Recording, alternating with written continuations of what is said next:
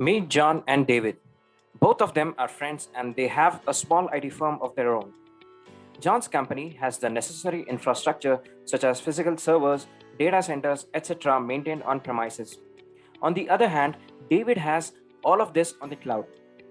John wanted to scale up his business, but he was facing some difficulties in achieving this. So there are a few reasons for it. First, the manpower that he has is less since it is a small IT firm. Next, the demand of his business is unpredictable. So scaling up and down is a big problem. And finally, the number of resources that he has are very limited. So John was a little worried because of all of this. So he called his friend David to discuss the same. After hearing John's problem, David told him that moving to cloud would be one-stop solution to all of his problems. After hearing this from David, John was elated and happy because he finally has a solution to his problem. He then asked David, "How can cloud computing solve my problems?" David then answered this question by stating the following points. Point number one, servers and storage. When you have your infrastructure on premise, you end up consuming a lot of space for the physical servers. Apart from this, it is also difficult to maintain them. In cloud computing, all of this is maintained and managed on cloud by the cloud service provider. In this way, you tend to save a lot of space and it is cost efficient as well. The second point here is data security and data recovery. The data security offered by on-premises systems is comparatively less. This is because of the old protocols and security measures followed by the physical servers. Also, in case of data losses, the scope for data recovery is very less in on-premise systems. With cloud computing, you have much better security, and here you do not have to constantly monitor and manage security protocols. All of this is handled by the cloud service provider. With cloud computing, you have robust measures for data recovery that are faster and easier. The third point here is scalability. In an on-premise setup, it is difficult to scale up and down as per your requirements. Scaling up and down can incur infrastructure and maintenance costs, and hence it can be expensive. As discussed earlier, the available options to achieve this are very limited. With cloud computing, you can achieve scalability in a much easier and faster way. Here, you don't have to pay any extra amount and you end up paying only for what you consume. You can scale up and down very easily. And the fourth point here is the maintenance. With traditional systems, you must have a team that maintains hardware and the softwares. Here, you might end up spending a significant amount of money.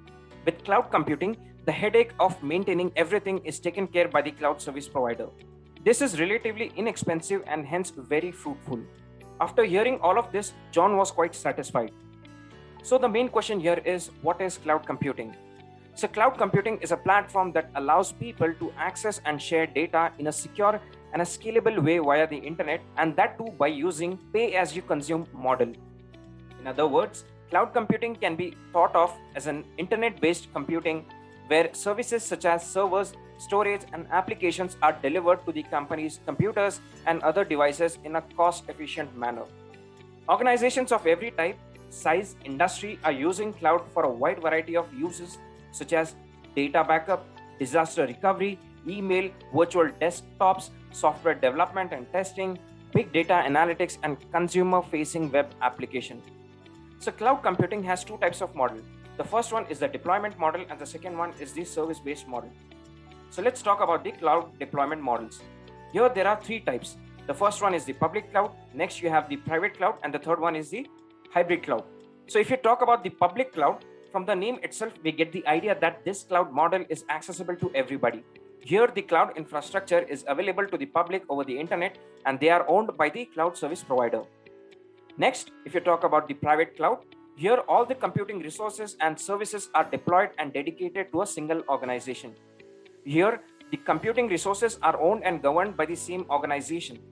Also, some organizations hire third-party cloud service providers to host and maintain their private cloud. And the third type here is the hybrid cloud. In simple words, a hybrid cloud is a combination of public and private clouds. Here, the resources of private and public clouds are shared to make data handling more flexible and provide better services than ever before. And now if you talk about the computing services model, there are again three types here: infrastructure as a service, platform as a service, and software as a service. So if you talk about the infrastructure as a service, this category of cloud computing services helps you in handling data and application over the internet.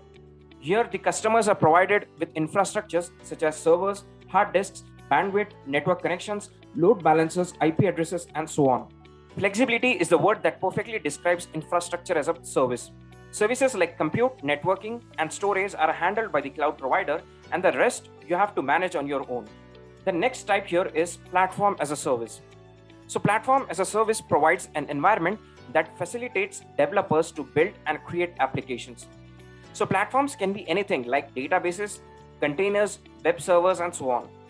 It keeps on updating and adding new features to the software and application, along with providing storage, networking, testing, collaboration, maintenance, and deployment of applications. So, productivity is the word that perfectly describes platform as a service because you just have to manage your data and application, and the rest of the things will be managed by the cloud provider. And the third category here is software as a service. It is a cloud service where online software licensing and access is given to the clients rather than installing it on their individual computers. So, cloud computing service providers host on demand applications and avail them to customers over the internet. Through software as a service, organizations do not have to install and run applications on their own data centers. So, subscription is the word that correctly describes software as a service because you pay for the software on monthly or the yearly basis and then use it. So the last question here is, which is the best cloud service provider? Well, the leading players as of now are AWS, Microsoft Azure, and Google Cloud Platform. So if you talk about the market share, so AWS leads the race here. Apart from this, there are many other companies such as IBM, Oracle, SAP, etc. So with this, we have come to the end of this video on what is cloud computing. I hope you guys have enjoyed this video. Please do not forget to subscribe to MindMajix YouTube channel and also hit the bell icon so that you never miss an update from us. So thank you so much for being with us.